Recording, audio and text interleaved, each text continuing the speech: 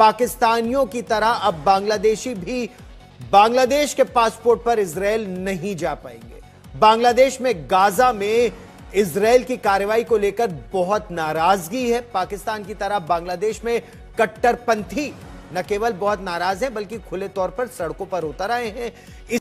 भाई इंडिया बांग्लादेश का डोमेस्टिक मसला है, दुनिया क्या कह सकती है बांग्लादेश को? मुझे ये बताएं ना, बांग्लादेश को क्या कह सकती है? पाकिस्तान ने अपने बॉर्डर पासपोर्ट के ऊपर नहीं लिखा हुआ this passport is valid for every country accept Israel? तो इंडिया को यही तो प्रॉब्लम है, दो इस्लामिक कंट्री इंडिया के बॉर्डर के ऊपर है। सो दो इस्लामिक कंट्रीज जो हैं उनको इंडिया ने मैनेज करना है। सो वो अब इंडिया इजराइल को बताएगा कि देखो ये क्या हो रहा है। और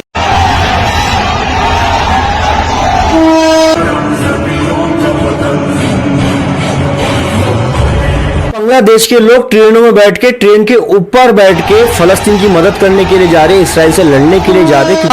ये वीडियो जो है इसमें आपको दिखाई देगा कि जो सॉफ्ट ड्रिंक्स हैं उसकी बोतल्स खोली जा रही हैं, फेंकी जा रही है, तोड़ी जा रही है और ये सब कुछ कर रहे हैं ये हमारे मुल्ला माफिया, यानी कि मौलाना जो है वो कह रहे हैं जी ना आप 7 अप पी सकते हैं, ना आप कोका कोला पी सकते हैं, ना आप फैंटा पी सकते हैं, ना आप इस तरह की चीजें, इसलिए कि तमाम चीजें जो है अगर आप ये पियेंगे तो इससे फायदा होगा इजराइल को। तुम्हारे तो टोपियां और टोपी ड्रामे देखते हुए 2 साल हो गए, क्या मदद की है तुम लोगों ने आज तक फलस्तीन की? 2 कंटेनर खुराक के भेजे हैं, 500 कंटेनर डेली चाहिए वहां। उनके बच्चे भी हैं, बीवियां भी हैं, तालीम भी है, मेडिकल भी है, जिंदगी भी है, हर कुछ है। असल मसले पे आओ, जो असल मसला है फलस्तीन का। फलस्तीनी तुमसे कोई भीख नहीं मांग रहे अमन की, तुमसे जंगबंदी की भीख नहीं मांग रहे, ये तुम्हारे कलेजों के फबोले हैं जो तुम फटोड़ते हो वहां पे आके। बांग्लादेश में मोहम्मद यूनुस की अंतरिम सरकार ने बांग्लादेशी लोगों के इजराइल जाने पर रोक लगाई है। गजा में इजरायली सेना के हमलों के खिलाफ विरोध दर्ज कराने के लिए सरकार ने यह फैसला लिया है। बांग्लादेशी लोगों के पासपोर्ट पर सरकार ने फिर से इजराइल के लिए मान्य नहीं लिखना शुरू कर दिया। वो कहते हैं पाकिस्तानी रेडिकल है, लेकिन क्वेश्चन ये है कि वेस्ट अभी तक रेडिकल इस्लाम को समझता है, उनको रेडिकल हिंदू का नहीं पता। बिकॉज मुसलमान तो कभी 9/11 पे चढ़ जाते हैं, कभी पेंटागन पे चढ़ाई कर देते हैं, कभी इराक में कुछ हो जाता है, तो उनके दिमाग में ये है, वेस्ट के दिमाग में एक सोच है कि हमारा जो प्रॉब्लम है वो है कि कोई भी मुसलमान कंट्री जो है उसके पास रिलीजियोसिटी खतरे में है, वो हमें टारगेट कर सकते हैं, बिकॉज उनको उनका एक एंगल है इस हवाले से। सो मुझे लगता है कि ये रहेगा, ये चीज खत्म नहीं होगी। इंडिया अब इसको पिच करेगा, इंडिया इसको पिच करेगा कि भाई साहब बांग्लादेश जो है वो एक रिलीजियस, वो एक hard core right wing religiously motivated extremist society है, वो इस चीज को पिच करेगा, चीज को जो है वो एस्टैब्लिश करेगा, वो इस चीज को दुनिया के सामने लेके आएगा और मुझे लगता है कि वो इसमें बड़ा कामयाब होगा। मुझे लगता है, this is what I understand. Cheema साहब, जैसे आपने बात की कि ऑब्वियसली हमने देखा कि उन्होंने पाकिस्तान का भी इस तरह का इमेज पोर्ट्रे करके जो है आइसोलेट करने की कोशिश की, तो क्या फ्यूचर में इंडिया बांग्लादेश के साथ भी ऐसे करेगा उसको आइसोलेट करने के लिए? भाई वो आइसोलेट कर रहा है, क्यों नहीं कर रहा? मुझे ये पहले तो वो देखे, अभी तो वो इंडिया जो है वो बांग्लादेश को कुछ बता रहा है, तुम बाज आ जाओ, हमारे साथ अच्छे ताल्लुकात रखो, हमसे इंगेज रहो, तुम्हारे लोग हमारे ऊपर डिपेंडेंट हैं, तुम लोग हमारे से कारोबार करते हो, तुम बाज आ जाओ। अगर तुम बाज ना आए, अगर तुमने ये हरकतें ना छोड़ी, तो फिर देन आपको हम जो है वो सबक सिखाएंगे। तो मुझे ये लगता है कि व्हाट आई अंडरस्टैंड जो मैं समझता हूँ वो ये है कि ये एक वो जैसे समझ लें कि एक लॉन्ग टर्म क्राइसिस इंडिया के नेबरहुड पे आ गया।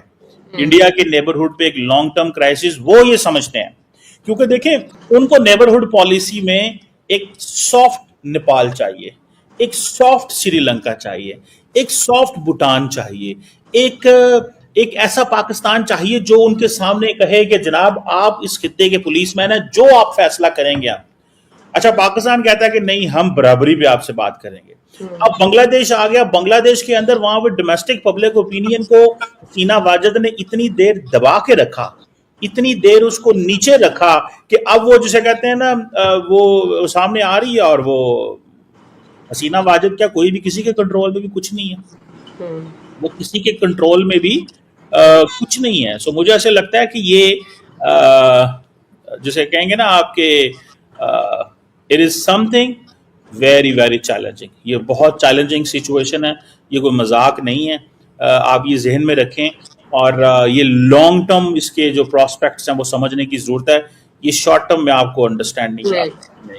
सर इधर अगर हम ओवरऑल बात करें जैसा मुस्लिम कंट्रीज की, तो अभी तक हमने देखा जो मुस्लिम मेजॉरिटी ममालिक हैं छोटे, जैसा पाकिस्तान, बांग्लादेश हो गया, Malaysia, Iran, Sudan and Indonesia का तो सिर्फ डिप्लोमेटिक पासपोर्ट्स में अपने पासपोर्ट्स में ये जो है वर्ड ऐड किया हुआ एक्सेप्ट इसराइल का लफ्ज़ शामिल है। लेकिन अगर हम देखें जो बड़े मुस्लिम कंट्रीज हैं लाइक टर्की हो गया या सऊदी अरब, पासपोर्ट गाइडलाइंस में ऐसा उनका कोई क्लॉज हमें नज़र नहीं आता।